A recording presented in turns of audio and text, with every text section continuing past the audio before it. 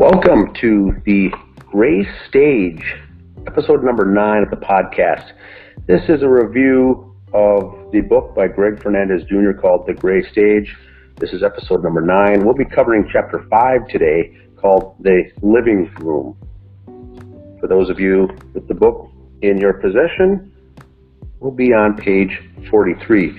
This is Dan Hennen. Joining me is Catherine Michele and Greg Fernandez Jr. How are you guys doing? Doing great, thanks. Loving life.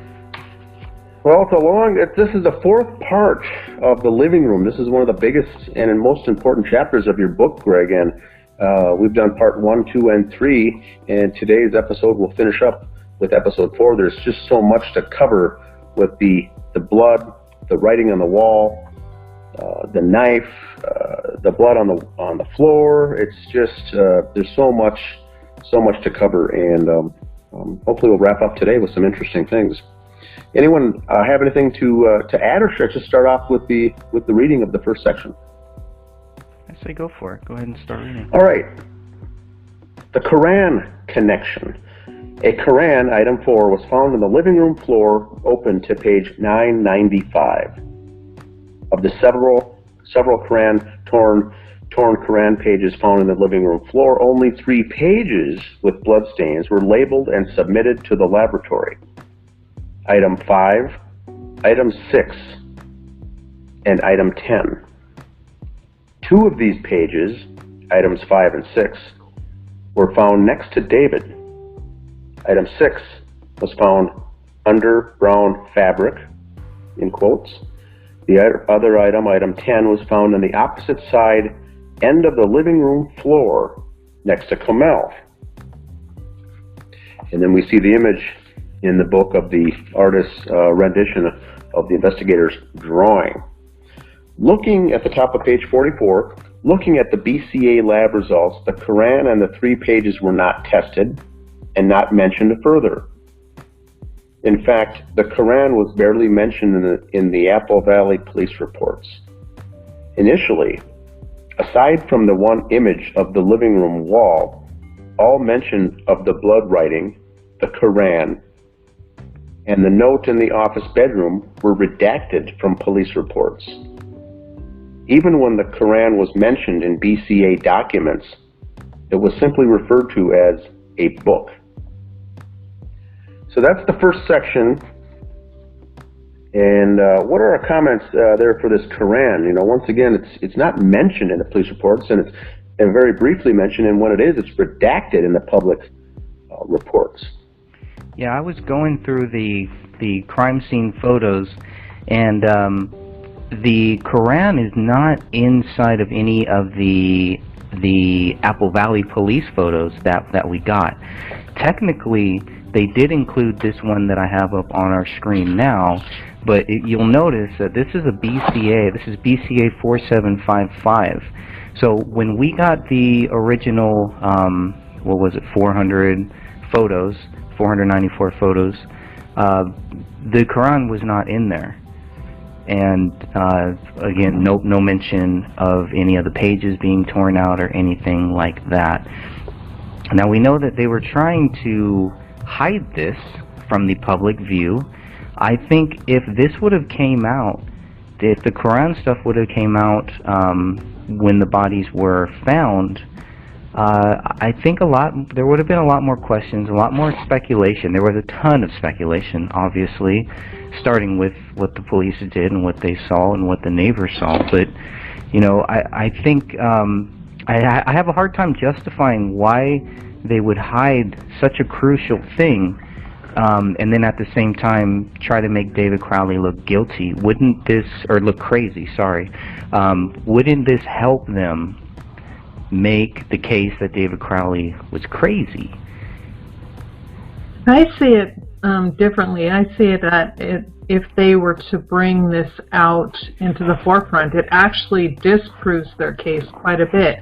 And the reason why I say that is because a lot of people make reference to where the Quran was open, yet they don't explain how the pages were randomly ripped out, folded, shredded, put all over the floor, underneath the Quran, underneath David, and yet somehow David supposedly did this, and then there's body pieces and skull pieces on top of the Quran. I mean, it just doesn't make sense. To me, the fact that it sits there screams that someone else could and should and probably was involved. Should have been investigated, as I should say. You know, and I see that they don't want to bring that out because they can't explain it. It doesn't fit the narrative. Any idea why some of the pages are itemized, just 3 of the pages, and not some of the other pages?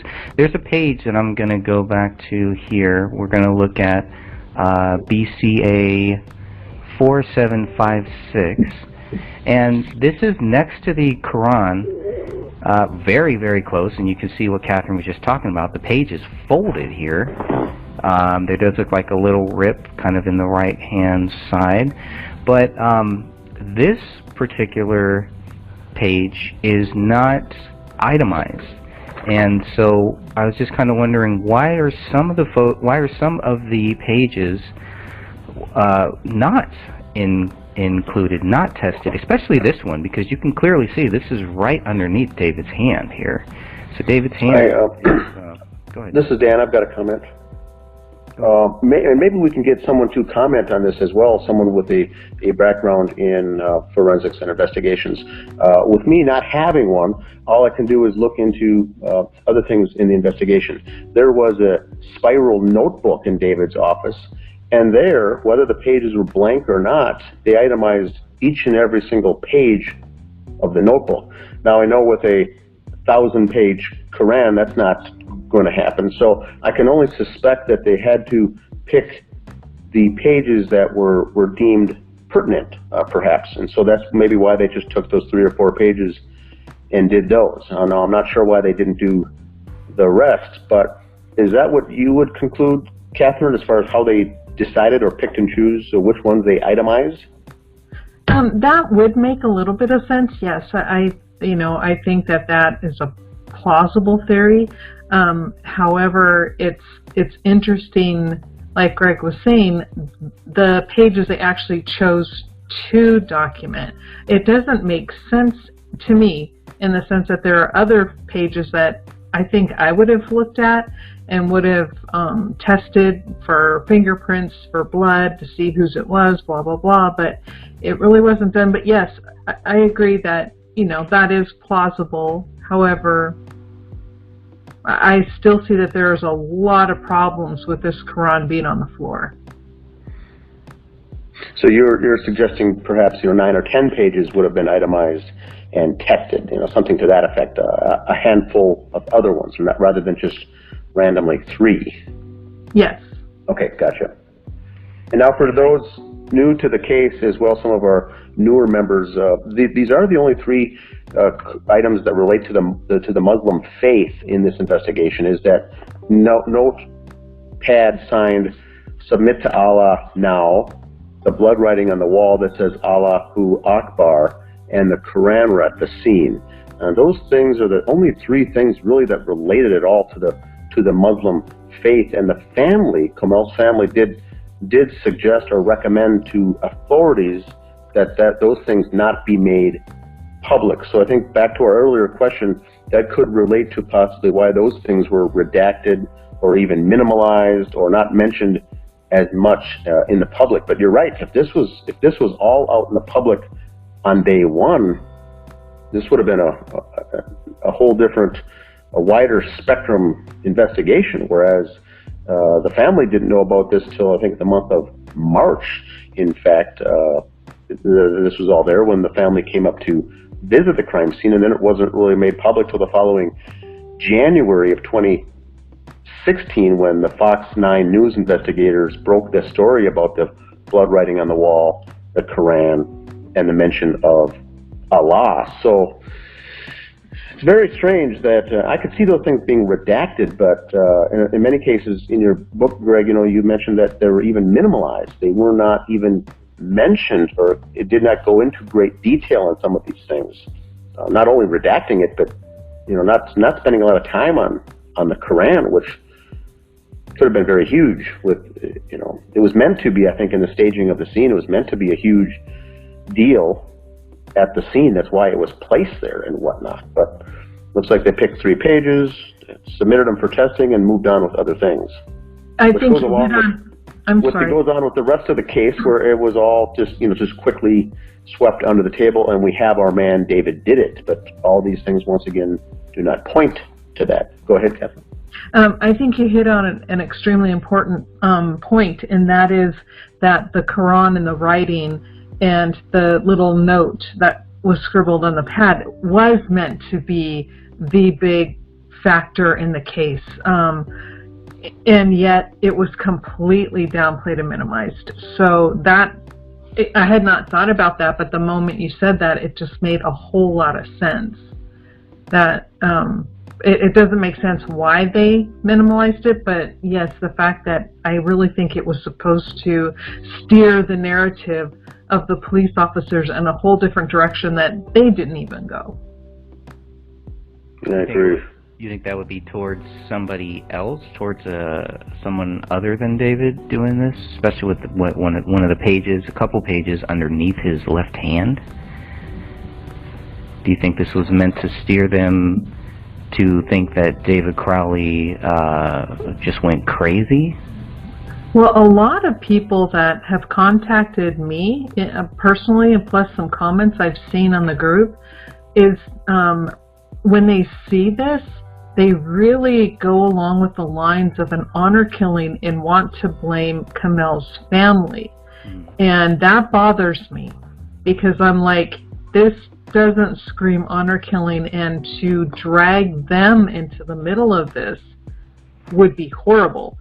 But yet they were, because personally for me, in my opinion, I don't think her family had anything to do with this. Just my opinion only. But yeah, I don't know. And Greg, I don't know necessarily, this is Dan, I don't know necessarily if it was to blame or point the guilt at another person. I think it was just simply added to add another layer of confusion to, I think, really just, you know, once again, like Catherine said, now we've got the possibility that maybe Komel's family is involved. Maybe it was an honor killing.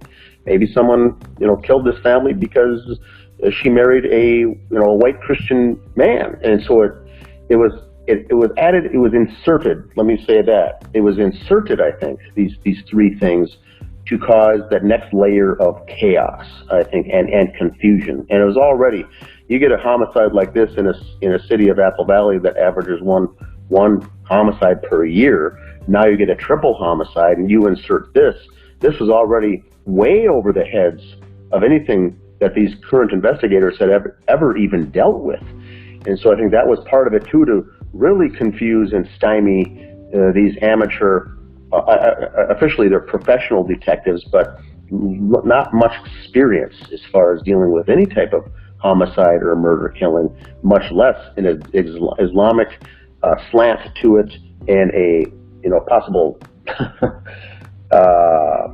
the whole other thing. I think it just went way over their heads, and I think it made it. They wanted to create the wow factor for these detectives to say, okay, we have no clue what's going on here. And once again, we know that this is a staged scene, and it's staged on purpose. And in typical cases like this, the less the better. A single gunshot wounds to the head, you would have automatically suspected a hired hit or actual homicide, followed by a suicide. But that they went so far to add these other features that I think really makes it look just ridiculous is what it does. And but now why what they did in the public was minimalize it. The reports, they minimalized it, and I don't know. I can't answer that. Maybe they didn't want to go there. Maybe it was up over their heads, or maybe if this was a cover up, that they just stayed out of it because it did add that whole other layer of question, which they didn't want, because if their goal was to sweep this case under the carpet as quickly as they could, it's one less thing to bring up. Right.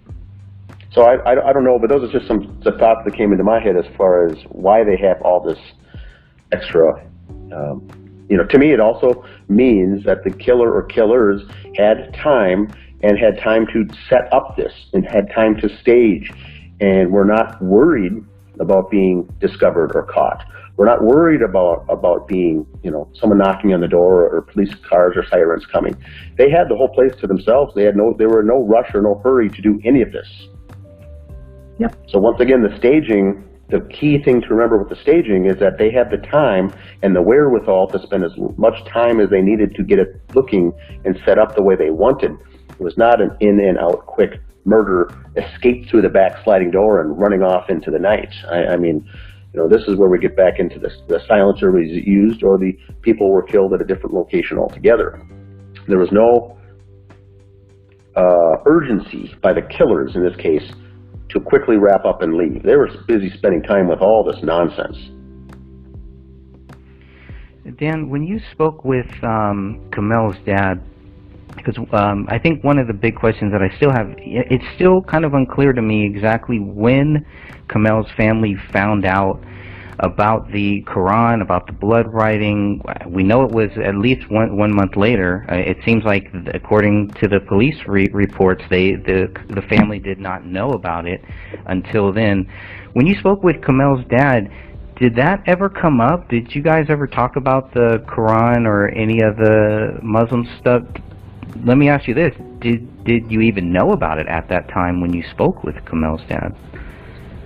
I don't know if I did. Now, it certainly didn't come up because we were just talking on a very high level about the murders and crimes and the whole situation. So I didn't bring it up. But that's a good point. We didn't know about it till the following January. So maybe it hadn't even been known about. But the father of Kamel, named Anjum, was just still, beside himself. His focus was his ill wife that was in hospice care, essentially, for cancer, and he was focusing on her, and they didn't even let her know about the triple homicide in Apple Valley, Minnesota, because they are based near Waco, Texas. And so the sister, Sidra, knew and was dealing with basically most of the police investigations over the phone, along with her father, Anjum. When it came time to fly up to Minneapolis to meet with investigators, Anjum still stayed home, and just Sidra came. And I believe that flight, that time was, that meeting was March 11th or 13th, or sometime in the middle of March of 2015.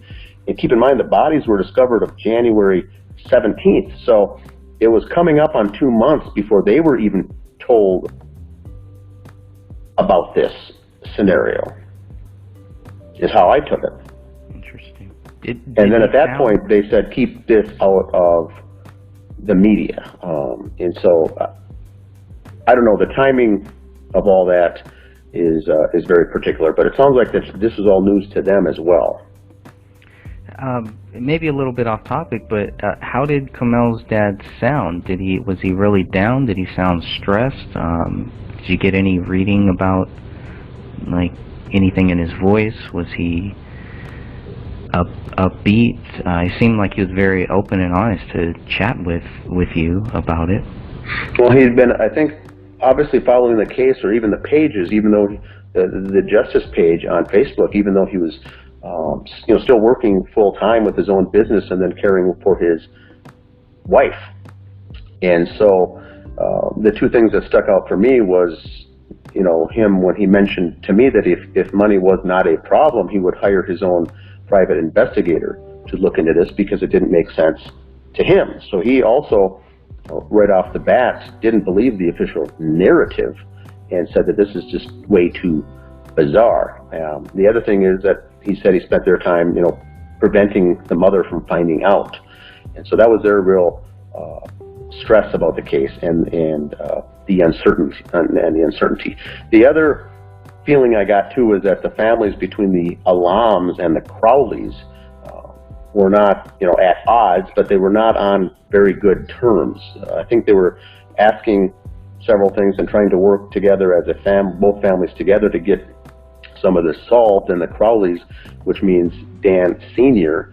and Dan Jr., those side of the family was not very forthcoming on some of these things. Even with the ashes of the cremation for little Rania, it took several years, I think, for those ashes to finally be mailed and delivered down to a final resting spot in Texas, because they were sitting in Dan Crowley Sr.'s home, evidently because they didn't want to pay the shipping charges to mail it down there or something. So the families were not on good terms. Besides, but Anjum, I got the sense, and I talked to him in August, I think, of 2015. And so this is several months later. He did not trust the whole thing, and it didn't make sense to him, and he wanted to, if he had nothing else going on, hire his own detective or detectives to look into what really happened here, because he didn't buy it. And then, like I said, he was having issues with dealing and communicating with the Crowley family. It was about this time that I don't think we even knew it yet, but this was around the time when I talked to him that they found the body of Kate Crowley dead in her home in Owatonna, Minnesota, which was David's mother. And so all this was all going on just 7 months after the bodies were discovered. It's crazy. Yeah, so I think we found out about the Koran and the Islamic slant to this in January of 2016, and so we were not even known about this when I did reach out and contact Anjum, the father. So that wouldn't have even come up. And I guess there was some agreement between Eric Nelson, who ended up making a sloppy-mentary about this case, and Tom Lydon, that they were going to release this information at the same time, and for whatever reason, Tom Lydon released it before their agreed-upon time. And so there's some cracks there with these guys holding on to this stuff and trying to make money off of it and trying to profit from it, instead of putting it out there and letting the people decide what they think. And I really think if this information would have came out a lot sooner, I think a lot of people who don't question this story now, or don't even look at it now, looked at it for a couple months and then moved on. Especially in those first 4 or 5 months, there was a lot of questions. I really think that if this information had come out earlier, if these people had not held on to this and hid it from the public view, I think there would be a lot more people that would realize David Crowley is not guilty. Yeah, and that's a good point, Greg. In talking with the lead detective, James Gummert, in the Apple Valley Police Department front lobby there, when I spoke to him, he was upset and frustrated in the fact that the Fox 9 News team released all of the information to the public about the Islamic angle, when they themselves had a off-the-cuff agreement, I guess, to kind of leave that until we all agree on when we can do that. And they essentially, agreed to do that. And then on the news, the breaking news, Fox 9 broke all that. And so that created the bad blood between the news station, Fox 9 News in Minneapolis, St. Paul, and the Apple Valley Police Department. So there was a lot of black clouds hanging around this investigation all along the way. A lot of distrust between all of the various different elements. The Gray State Project, the guys working on the Gray State Project were going through a division within themselves. The families were at a division. The news were at a division. The law enforcement, various agencies weren't necessarily telling the truth, and things were being done behind the scenes too. So there was this whole set of dishonesty and no one really trusting each other on a case like this is what adds, which I would say compounds, maybe that's a better word, this already nasty case. It just adds to it. Now, for the Quran, we've kind of covered this here. The Quran was not tested. These pages were not tested. They were submitted to be tested, but for whatever reason, they were collected, I should say, but they're not here. If anything, I would think that the Quran should have been tested. There's clearly blood on it. So why wasn't that tested to see whose blood was on it, we can assume, because they tested the blood wall, that this should be Kamel's blood. It should be only Kamel's blood.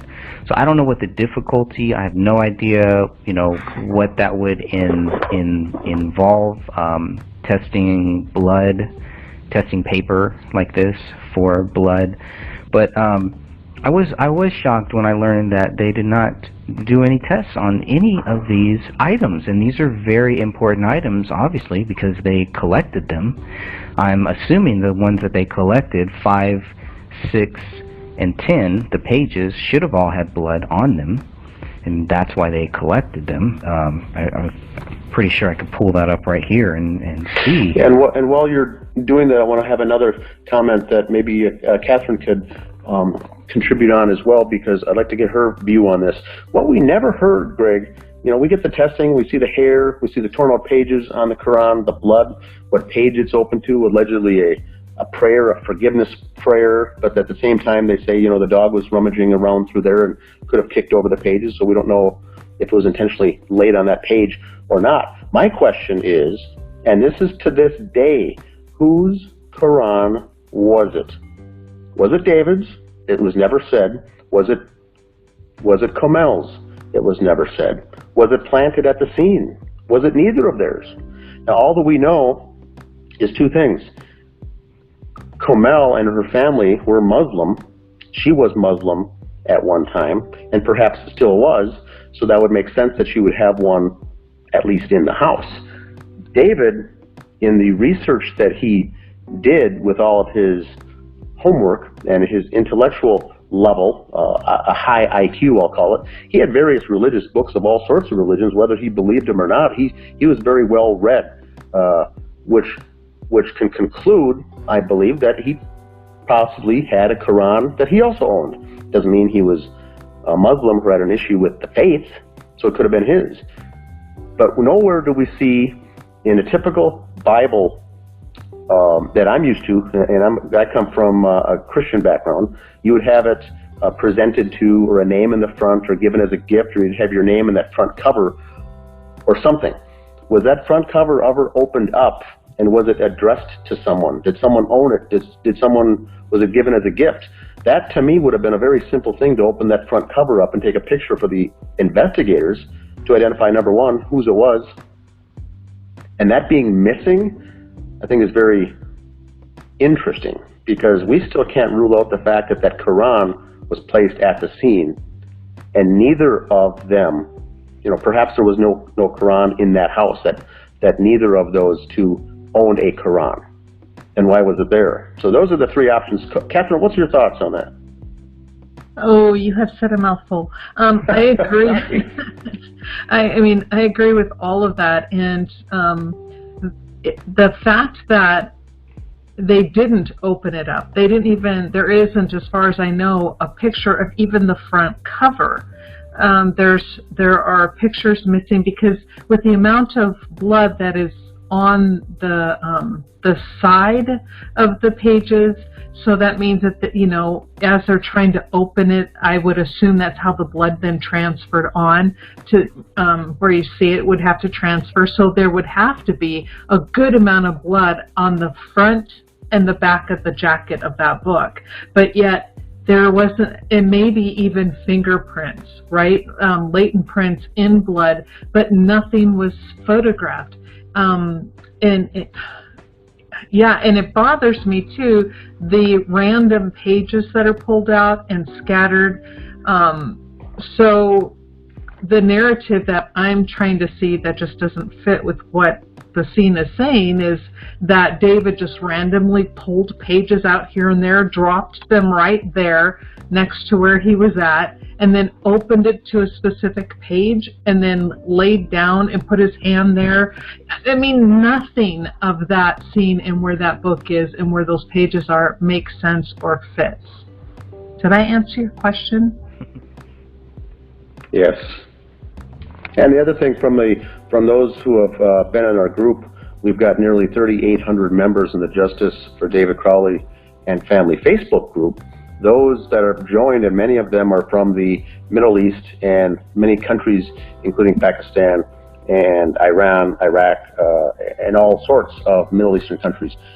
They have said that you would never ever put a Quran on the floor in the first place. It would never ever be sitting on the floor. Exactly, and didn't Russell I'm sorry to keep trying to interrupt you, but didn't Russell cover that in one of your interviews? And he said the same exact thing. That was the first thing. You would never desecrate that in that manner. So once again, whoever staged it didn't know that and didn't think of that. And that's, I think, where they're getting caught up or tripped up on the staging of this, is because how poorly it was done. That's very offensive. What they did there was very offensive to those of the religion. That's a very offensive thing to do. All of those things. Blood writing on the wall. It's Allah Akbar, written in English. Remember, it's written in English.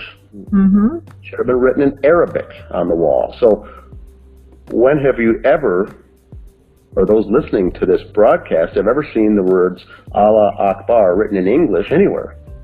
Yeah, let alone proclamation. Yes, exactly, and especially let alone in blood. I mean, blood is considered an unclean type of thing, in our understanding. It, like you stated, everything that was done to the Quran violated not only the book, but insulted their religion. I mean, it would be like to us, if someone did that to a Bible, we would just be like, oh, wait a second, how could you do that? Because it's considered holy scripture. And to them, this is their holy scripture. So why? It doesn't make sense. There's nothing about David's character, snapped or unsnapped, according to what the police said, that puts him in a mindset as to desecrate anybody's religion in this way. Now, he may or may not have agreed or believed. I don't know. None of my business. That's between him and God. But there's nothing that I have ever seen in his character that would go this far as to rip apart this book and desecrate it in the way it's been desecrated.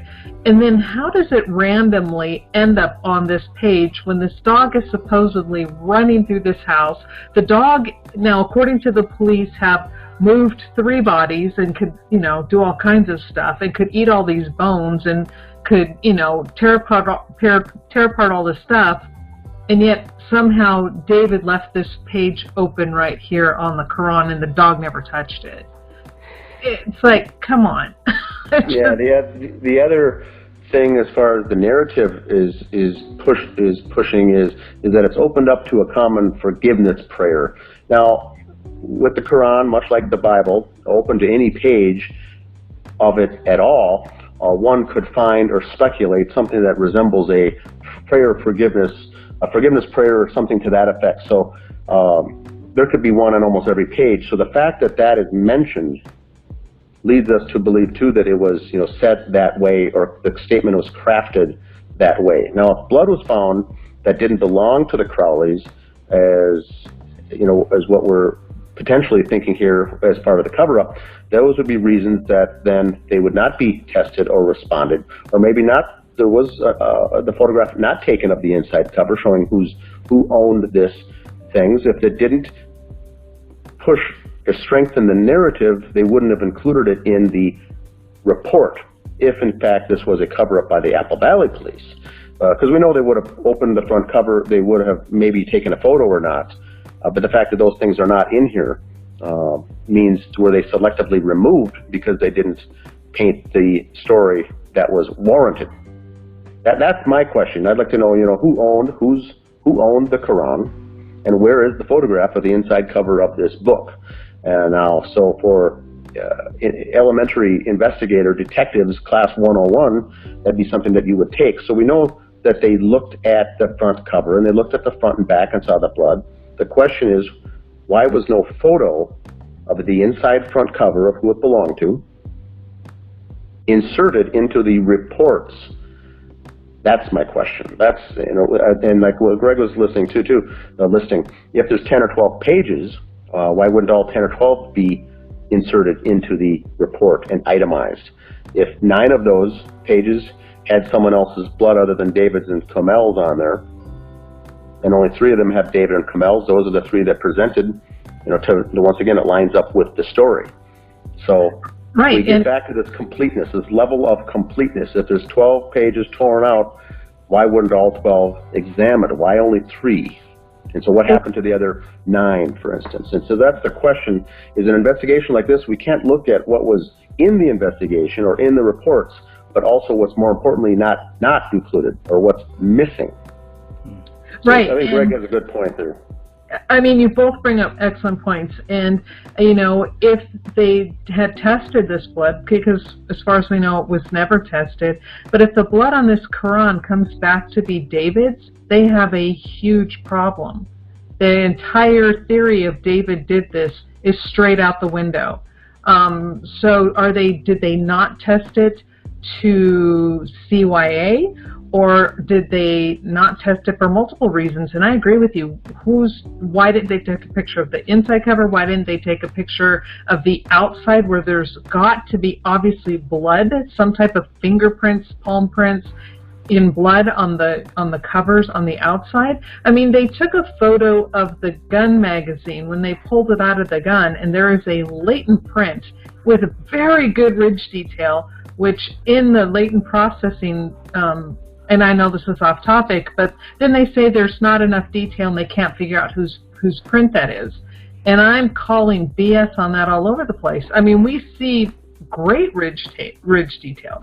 So what detail are they missing, and did they miss on this Quran by not doing their job? And again, I agree with you in the speculation as to why. The question, why, not speculation, but why didn't they do that? Now, is it possible that they did, and that's just more of the photos that we didn't get? It would have to be documented. Yeah. When you look at everything that was sent to the BCA lab, they list everything that was taken to be tested. And there's emails back and forth. What do you want tested? What do you not want tested? And there's no mention of the Quran or the pages, correct? Not that I've seen. Yeah, you're right. No, you're right on that. And because they when Kamel's sister, when they talk with her, it sounds like they give her this book, which is kind of weird too, which it's all bloody and everything and whatever, but they give her this book, and it kind of sounds like she identifies it as her sister's. So that would make me think that they had no idea whose Quran this was. Even if they did open that front page, from whatever they had, they were not able to conclude whose Quran this was. So I think that is a very excellent point. Very, very good point there. Yeah. Let's see. Only other thing I have on the Quran. Let's see. I think I only have one other thing here about the Quran, and that is, well, yeah, number 10. I wanted to pull up the image here somewhere. I had it.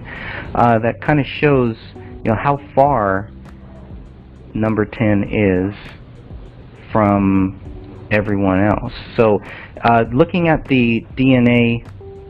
Looking at these swabs, if they've only took 3 pages, items 5, 6, and 10, and all of those do have blood on them, can we assume that all of the other torn out pages don't have blood on them?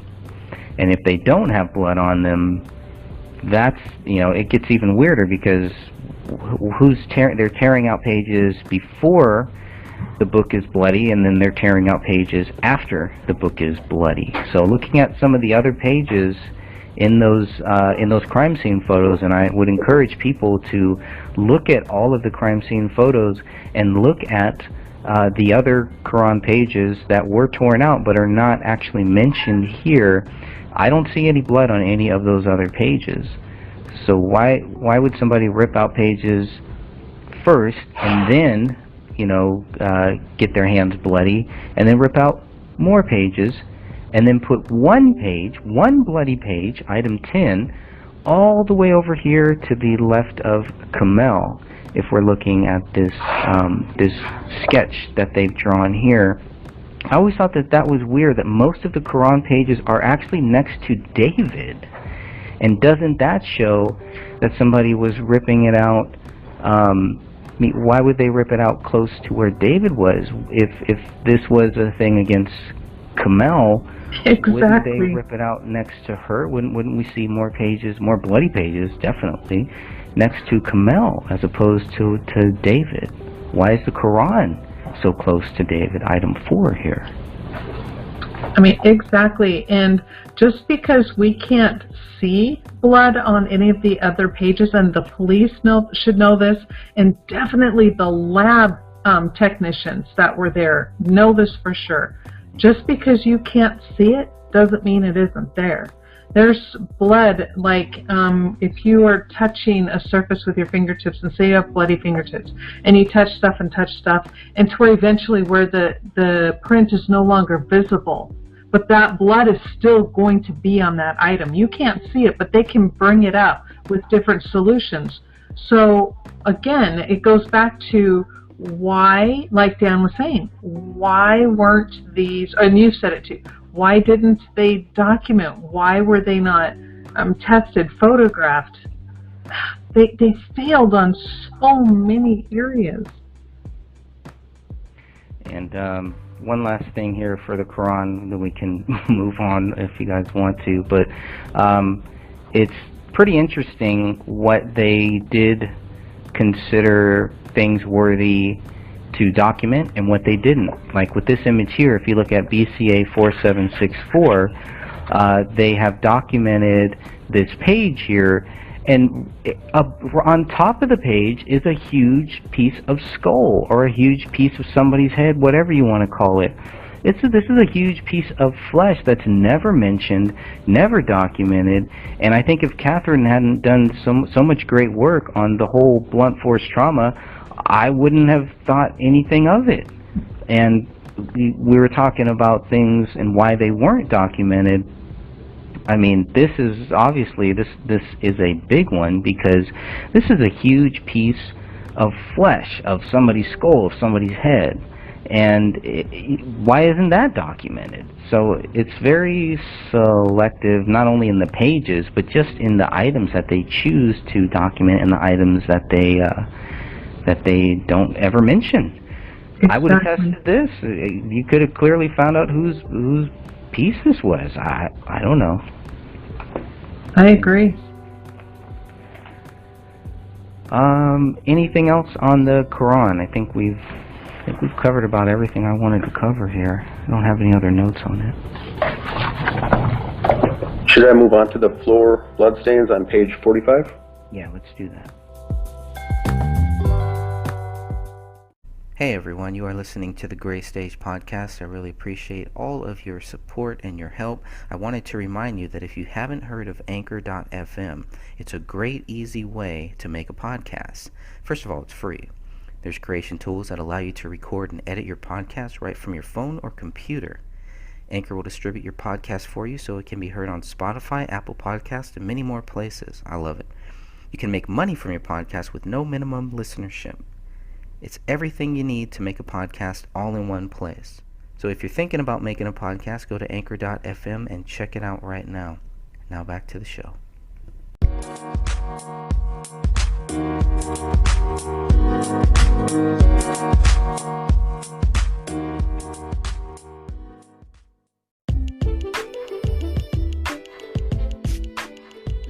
Okay, page 45, floor blood stains.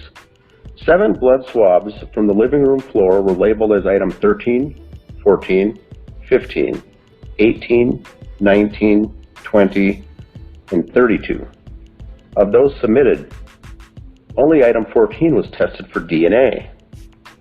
Then it shows a photo of the floor, and it says item 14 is one of the bloody footprints near the kitchen island counter.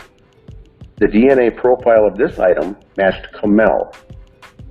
David and Rania were excluded as contributors. A chemical was used to enhance any possible ridge detail of the footprint. It should be noted that none of the footprints found at the scene were conclusively tied to David or anyone else. So the source of the footprints remain inconclusive to this day. Item 29 is one of many small bloodstains on the east wall behind the recliner. The blood on the wall was swabbed but never examined to find a DNA source. The blood on the recliner, item 34, wasn't examined either, even though there was a huge blood stain on the bottom left corner. Considering the huge circular stain in the item in the image below, I was surprised authorities decided not to swab the item. And there's a photo there of the left cushion. It had blood on it, soaked all the way through, but no body was near or resting at that scene. Now this photo is a little misleading only because this is where the recliner is in the reclined spot. So this is, they pull the little lever on the side of this recliner maybe to get a better photo of it, but this is what threw me off, because I was like, how does the blood stain get here? Where is this? And it's actually at the bottom of the floor. That's where this blood was found. And I think this proves beyond a shadow of a doubt that somebody's body was moved. A big blood stain like this does not get there unless somebody is bleeding out. Am I wrong on that? Nope, you're right. I agree 100%. In fact, it was someone's body, and more than likely someone's head was laying there as they were bleeding out. But when police arrived, there was no head near that recliner cushion. It was just sitting by itself with dry blood. And what gets me about this photo is, like you said, Greg, this is where they pulled up the footrest. And when it was in the down position where they found it, where was the pooled blood under that recliner? There's so much blood right there, yet the rug underneath it is clean. And they never questioned it. That is a huge problem. They didn't test it and they didn't question it. Now, because of the lack of blood on this recliner in other areas, or maybe bad photos, whatever it is, does this show us that somebody wasn't necessarily shot there, but was probably maybe dragged there or put there and then they bled out? Because if they were shot in this area, that recliner should be full of a lot more blood, right? Oh, there would be blood, there would be skull pieces, brain tissue, there would be everything all over that area, and it would be high velocity, not a soaking type of pattern. So yeah, I don't, there's nothing there that shows to me, and again, I'm not an expert, but I have done a lot of study on this so far, but I don't see anything that resembles where someone was injured in that area. But yet, like you were saying, it is very plausible someone's body was leaned up against that portion of the recliner, and then therefore the leather soaked up that blood. And just to clarify for the newer listeners out there, Comel her head was tucked up by the couch, or I'll call it the sofa. So she was kind of snug up by the sofa. The daughter, Rania, was laying between her legs, kind of at a perpendicular angle, really not next to any piece of furniture. David was laying in the middle of the floor, also not really too close to any piece of furniture. This image is a recliner that's soaked. This is not the couch, this is not the sofa. This is a recliner almost by the feet of where Rania was. A separate, isolated piece of furniture called the recliner, and this much blood was there. And so that's where I also get some questions too. They thought, well, that's probably where Comel's head came to rest, and we say no, that was the sofa. There was a love seat there and a sofa put together like almost like a kind of a sectional thing.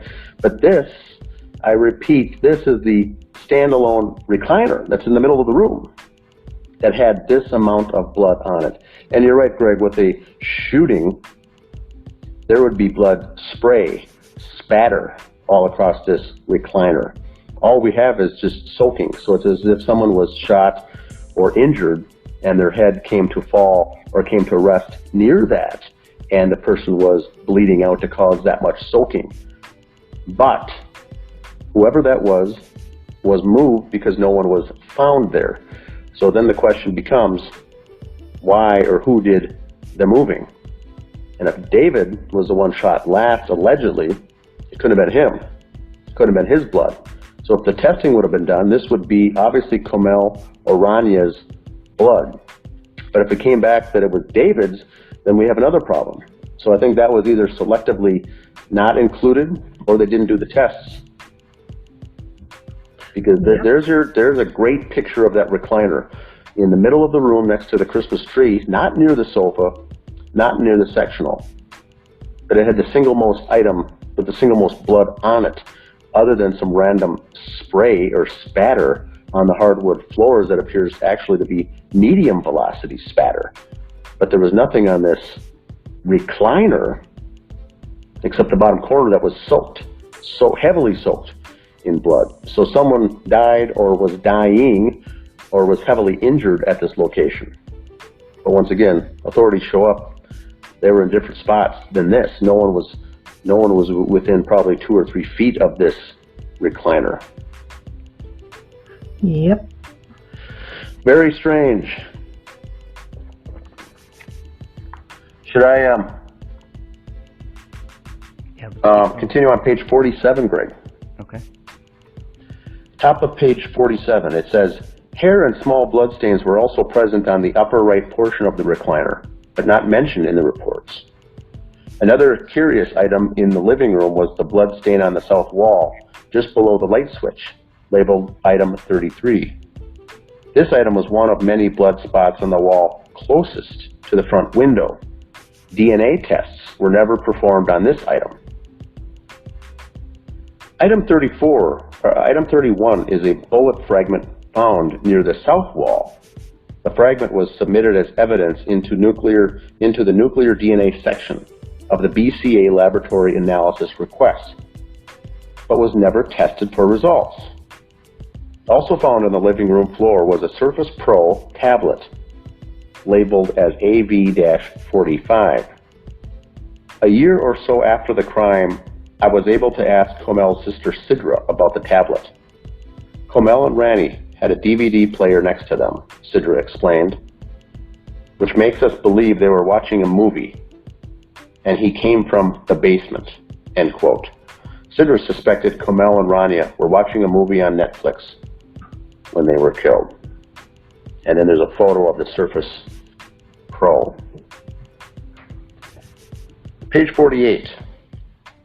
My sister wrote down her feelings on her Surface Pro, quote, Sidra continued, if I can get into it, I can solve exactly why David did this and put an end to all these questions everyone has.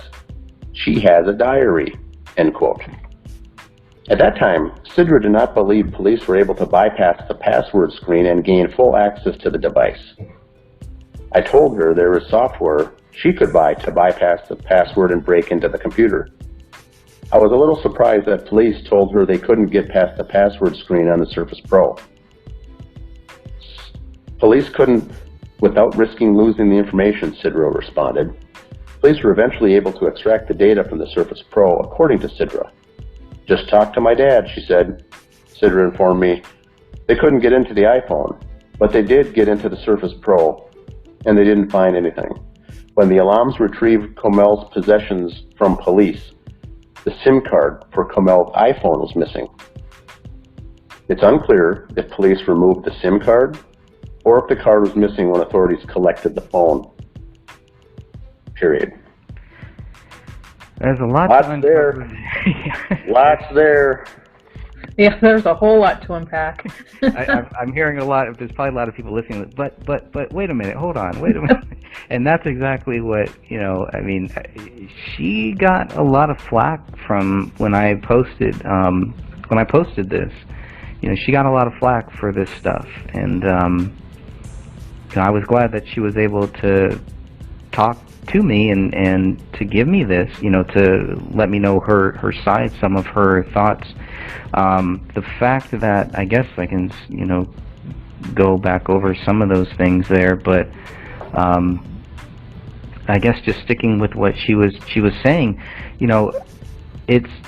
there's a lot of speculation here, and yet at the same time, I don't know where this is coming from. I think at that time the Gray State team were feeding her a lot of things, and were almost, I don't want to say treating her like a target individual, might not be the right word. There's probably a better word, but they were, I can't even think of the word. They were not censoring her, but they were sheltering her, I guess, is kind of the only way that I can think of it. And later on, she did realize that they were full of shit. But I think at that time, she was listening to what they were telling her, and she was taking it seriously.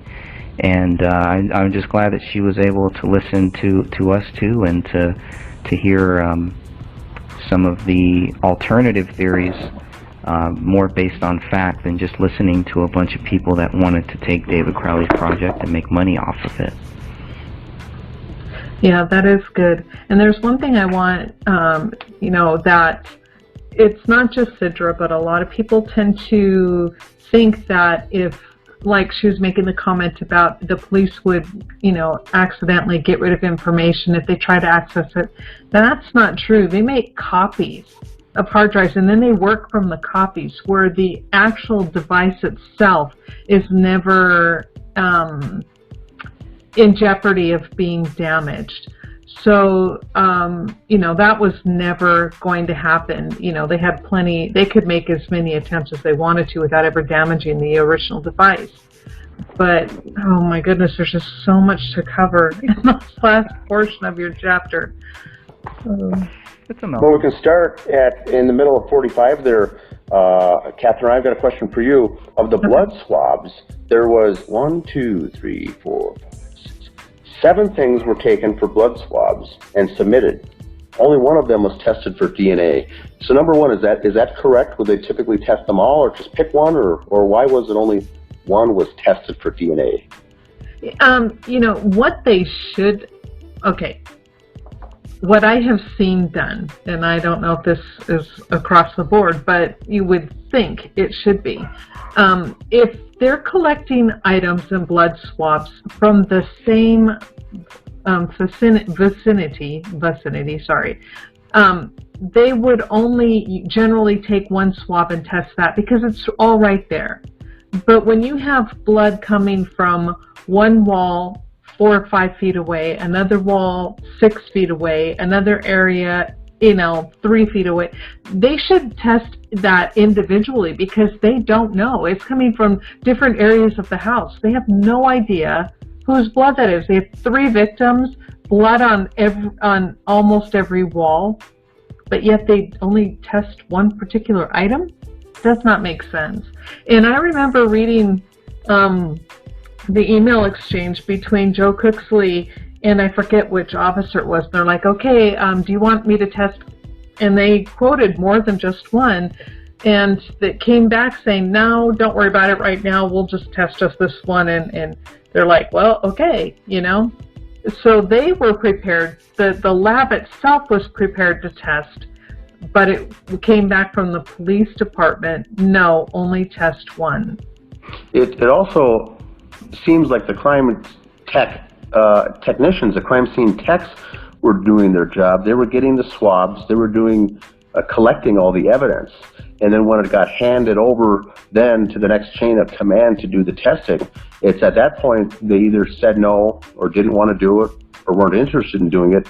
But it seems like the crime lab techs that were there did actually do their jobs in this case. They were getting all of these samples and submitting them.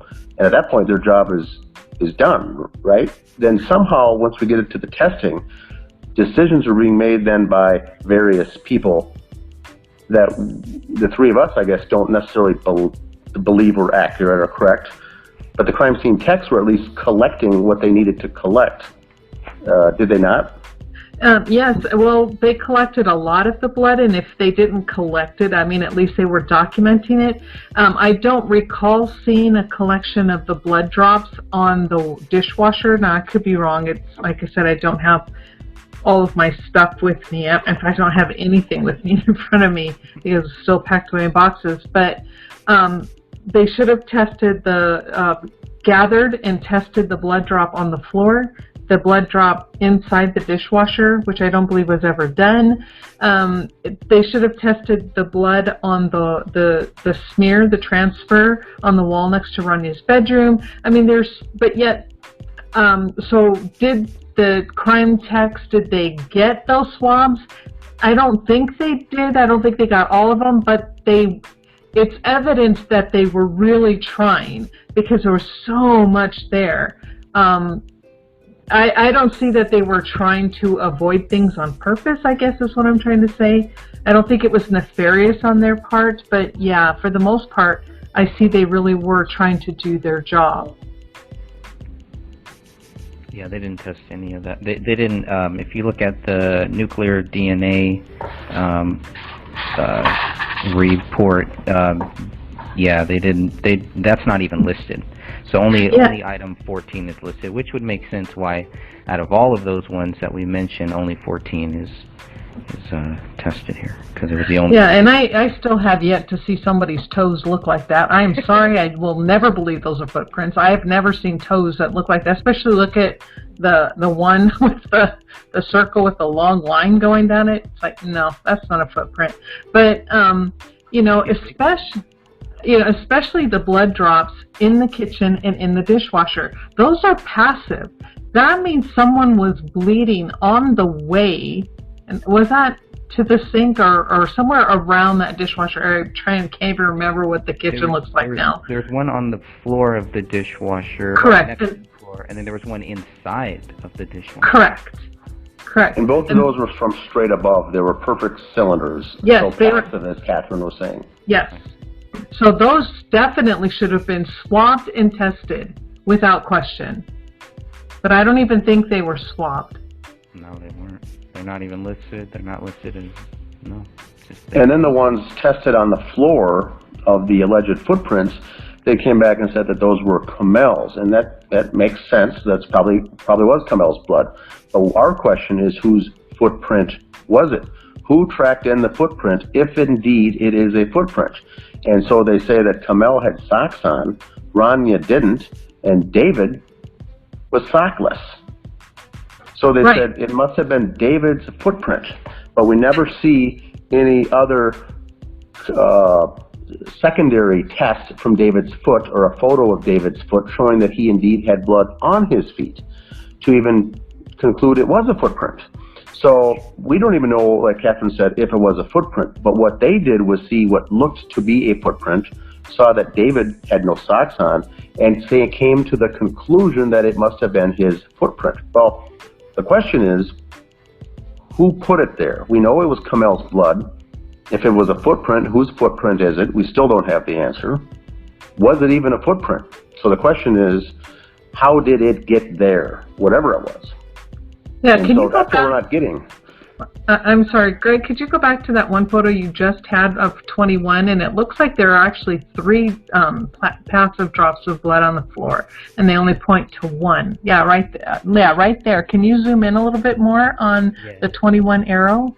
Yeah, and this is BCA 4881. Let's zoom in there. And on the 21 arrow, right? Yeah, actually there's quite a bit of blood on that floor. Look at that. And that's passive for sure. So why did they not test that? That looks like someone was walking, and as they're walking, they're dripping blood. Wow. The closest blood to the dishwasher would be the blood found on David's cell phone. I mean, there's really no other blood in this area of this kitchen or anywhere like that. Yeah, nor should there be. And yeah, and I'm sorry, that just caught my eye when I was looking at that. I'm like, wait a second, there are 3 drops of blood, not just 1. I, for some reason, was only remembering 1 drop of blood on the floor, but there are clearly 3 right there. So, and that shows an active passive walking pattern where somebody is walking and they're dripping as they're walking. Interesting. But yeah, and like Dan was saying, it's like it still boggles my mind where they're blaming David. Yeah, look at that. Right there in the dishwasher. Yeah, one little drop. Let me see if I can zoom in on that. Yeah. Look at that. And this is BC. So that's straight down, as Catherine was saying. Some have thought that maybe during the gunfire from the living room, this is part of a splatter that went flying and landed there. What we're trying to say is that this is someone standing above, dripping straight down. Correct. That's not even in an oblong position. Right. It's straight down. So this is someone standing there, someone bleeding, or someone dripping someone else's blood. But until we know whose it is, we don't know. And so this was not tested, correct? Exactly. And like you said, what they should look for when you look at some of the drops of blood on the floor in the living room would be those little satellites, those little parts that just kind of spurt out. And that you see none of that. Like you said, it's like straight down. And so if they tested this and the results came back that it was neither of the three Crowley family members, then we'd have another person of interest. And so what we don't get is the test results on these to confirm that it was one of the three. And if so, who was bleeding? And why were they walking around by the dishwasher? And so that's the kind of questions that we... Oh, what happened to Dan? Did we lose Dan? Oh, here we go. And we all believe they're fair questions. I'm sorry. Yeah. But some of the resistance that we get are people saying, why are you asking these questions? Who cares whose blood it is? Why do you care if there's blood in the dishwasher or on the kitchen floor? And what we're trying to get across to people is that it doesn't make sense. Who was walking around? Who was bleeding? Why were they standing there? Who does this belong to? And because it wasn't tested, only raises that question.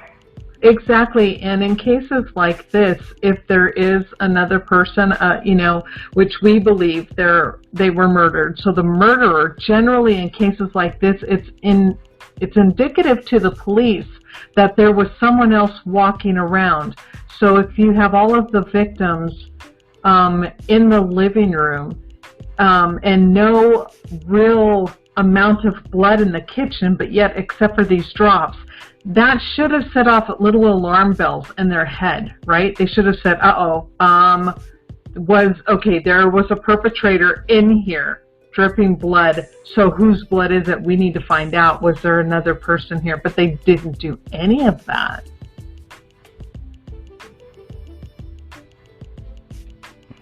Going through some of the photos here, just so people can get a clearer view of those prints, the prints that are found. Yeah, and what cracks me up too is like, if there's a lot of blood in these prints, I mean a lot, but yet there's nothing leading up to or walking away from. They're just stuck in the middle of the floor. How is that possible? It's not. It absolutely is not.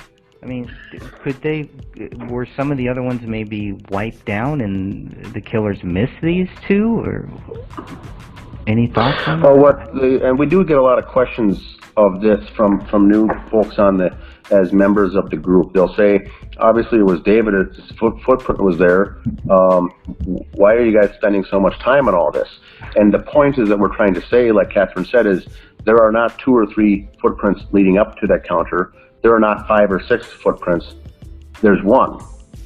And there's no bloody footprints getting there, from the living room rug to that counter. So the question is, why is there only one? So it looks like it's staged. Once again, key word being staged. Why is there a bloody footprint there? How did it get there? And it's only the supposed right foot. And when you look at the pattern of how these so-called prints are on the floor, I mean, I'm sorry I have to laugh at this. It is just like kindergarten art. I have never ever seen a toe with a long line. When you look at the big spot that I guess is supposed to be the quote-unquote big toe, but then the next toe, you see a circular dot which is made, if you dip your finger in paint or blood or whatever and you just press it down and lift it up, it makes that same exact pattern. But that long line that goes from that circular pattern down toward what is supposed to be the ridge, I'm pointing at my screen. I'm sorry, I can't see what I'm pointing at. Sorry about that. But this is, show me, yes, thank you, that portion right there. Nobody's toe does that. So I'm just like, that is a really weird foot. and going to your point, Catherine, if this was manipulated, if someone's hand did this, there would be fingerprints left behind. And so if someone had a glove or a latex glove on, dipped their hand in and did these drawings to make it look like feet, that's probably more than likely what did happen. So the question is, who put these there and why? Now we know why is to make it look like this is David doing it. But the question is, was there blood on David's feet, particularly his right foot? We know he didn't have a sock or a shoe on. It would have been easy to test to say, yes, there was blood. In fact, this blood on the floor, matches the blood found on his foot. It would have been dried blood, but we don't get that. We don't get a photograph of his foot. We don't get a report saying, we looked at his foot and there was no blood on it at all. Exactly. We don't get a report that says there's blood on both feet. And then the question would be, why isn't there left-footed prints on that hardwood floor? All we see is two right-footed prints. And so the question is, it wasn't David's footprints, although, fact, he wasn't wearing socks or shoes. That is a fact. But was there blood on his right foot to contribute to making that? That's what we would like to get a conclusive answer from with the detectives, to say, yes, we found some blood footprints on the hardwood floor, and it subsequently matched the bloody foot of his unsocked foot. Nothing was there. So now we've connected A to B, and therefore we conclude C. That's what we're not getting here, and that's where the frustration comes in from. Yes, an elementary detective would look and see blood footprints and see that he did it, and assume that he'd killed his family, then ultimately killed himself. Yes, we get that. That's what was intended for the first responders to see, to come to that conclusion. But if it's staged, you've got to look at every single piece of evidence, and that looks like, to us, was never done on any of this stuff. Exactly. And when I first saw those prints, I thought that those prints would actually lead up to the laptop, and then David wrote whatever he wrote, but they don't. They're actually closer to where David's bloody cell phone is. But then again, it goes back, okay, so then when David, or when whoever was writing on the laptop, they didn't have bloody feet at that point. But then later on, they do. And I was trying to use that as a timeline to figure out, okay, we have three notes here. We have the blood writing wall, we have the note in the bedroom, and then we have the typed note on this laptop. Which one comes first? Which one comes second? Which one comes last? The fact that there's no blood prints leading up to the laptop, yet the hands, there's bloody handprints or bloody prints on the actual laptop. It's just more strange stuff. It's just, there's blood here, there's blood there, but there's no rhyme, there's no reason to it. There's just, there's no blood leading, no prints leading into that bedroom. It's just strange. Yeah, and they don't explain either, because that is a lot of blood that would have to be on a hand to touch that phone. A lot of blood that would have to be to leave the amount of blood prints on the Koran. A lot of blood that's on a lot in the sense of more than expected if it were simply gunshot wounds. If David had done this and just shot them each in the head, why is there blood on his hand?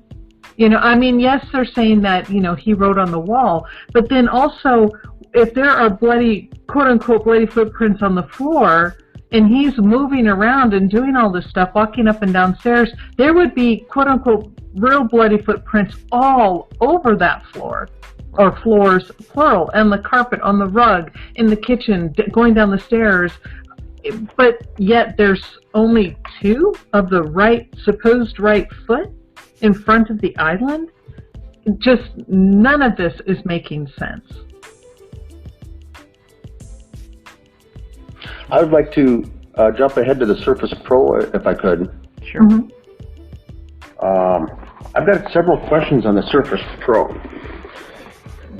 One is, we see a photo of it closed on item 45. But Sidra goes out of her way to say it makes us think that they were watching a movie or watching a Netflix, a DVD, when the shooting took place. So why wouldn't there be a photo of the Surface Pro open, showing blood spatter on the open computer? Then we would know that it was in an open position when the shootings took place. If there's no blood on the inside of it, we can rule that out, because if there's no blood spatter on the inside of the Surface Pro, we would know that the cover would not have been opened. So she is the sister here. This is Sidra saying more likely they were watching a movie on Netflix with the DVD player.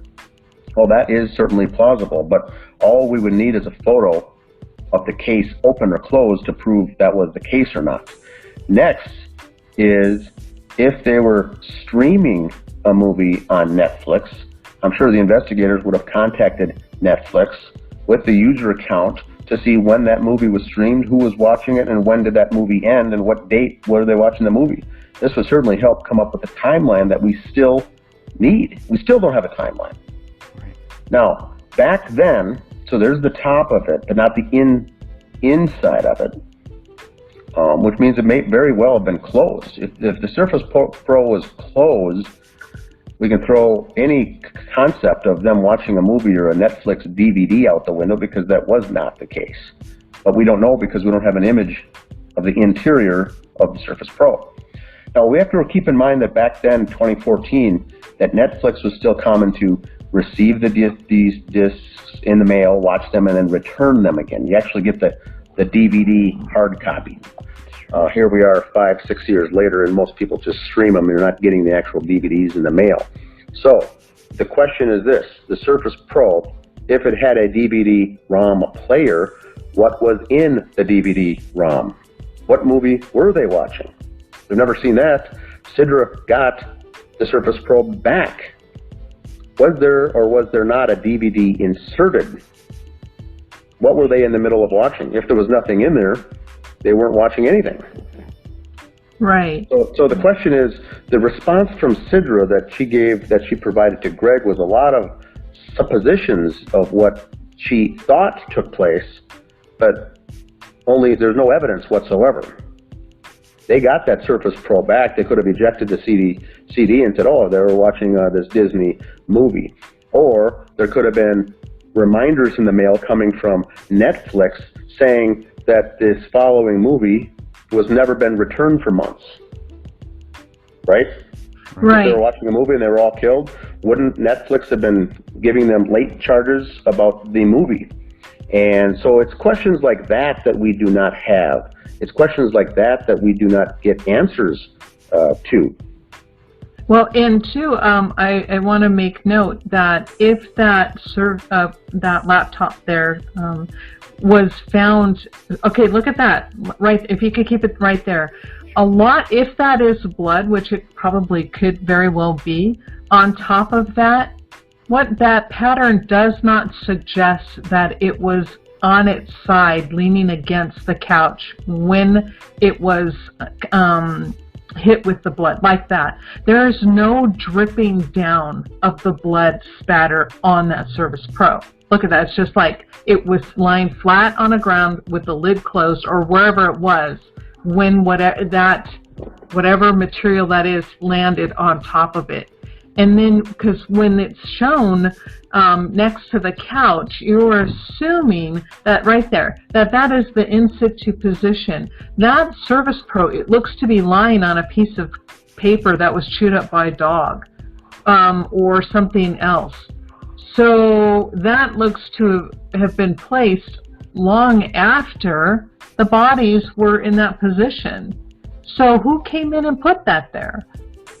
It was dried blood or whatever on top of it, and then it was then taken and moved and leaned up against the couch on top of, looks to be either chewed up and spit out or because I can't tell from, but it's sitting on top of something that it should not be on top of something if it were lying there prior to that book being torn apart. And this would have been closest to where David's feet were too. Correct. Not really, and closest to the knife. And we see those blue blankets in the left corner. Those blue blankets were down on the floor too. So there's a possibility that this Surface Pro was actually moved. You know, obviously at some point it had to be moved. Maybe they tried to put it back how they found it. But if the blue blankets were there, you know, it's hard. I don't know. It doesn't really give us a good idea of where it was found. Well, you know, not to be rude, crude, and offensive, but you know, the one photo that shows the bodies is the Surface Pro. Is that what it's called? Surface with an F. Surface. Okay, Surface Pro. Is it leaning up against the sofa in that photo? I don't know if we can see it from that one. Okay, I was just curious. Yeah, I'm curious now too to see if we can actually see it in that photo, and then in some of the other photos where the knife was too. I think that would be another good one to.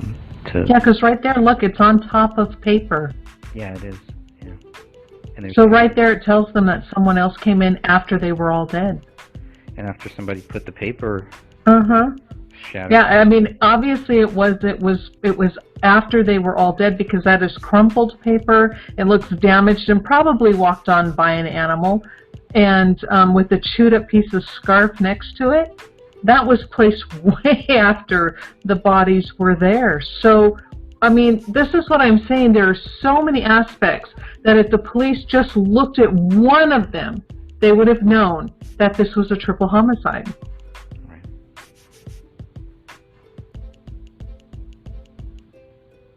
Well said. Anything else? Now I've got one last step here, then I got to run in a few minutes. It relates to the password, the hard drive, the phone, all these things that investigators took and how the family received them.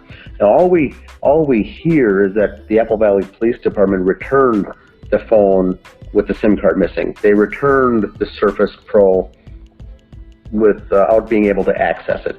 But we know that these things, because they're electronic in nature, were sent to the Dakota County Electronic Crimes Unit to be investigated, which is not part of Apple Valley Police Department, but it's part of the Electronic Crimes Unit. So they would have been given to all these IT professionals to be able to look at the last activity on the Surface Pro, look at the phone to see when the last texts and calls were made, those types of things. Now the answer we get back was, we couldn't get into the Surface Pro because we did not know the password. Well, that I have an IT background, and I know that is BS right off the bat. Now, I can see that a detective saying that I couldn't get in because of the password. But when you give it to the Electronic Crimes Units of the Dakota County, that's what they specialize in, they can open up that Surface Pro, take the hard drive out, and see what was on the hard drive, regardless of the password itself. Exactly. So was that just the police department saying, oh, I guess we couldn't get into it, and the Electronic Crimes Task Force looked into it and maybe found nothing of significant value, and then that's just how the Apple Valley Police interpreted it? That makes a lot of sense. That's wrong altogether. It's just telling the family, oh, we couldn't get into it. Well, that's not only wrong, it's incorrect on so many levels. Now, the phone, you may have taken the SIM card out to do research, but you would certainly return it back with it in. And now this just raises more and more questions as far as a cover-up is involved. Now, this was reduced or removed as far as a question when Sidra later said that they did say it was their mistake and they mailed the SIM card to them. So that could be an honest-to-goodness simple mistake. Well, I find it still highly irregular that would even happen.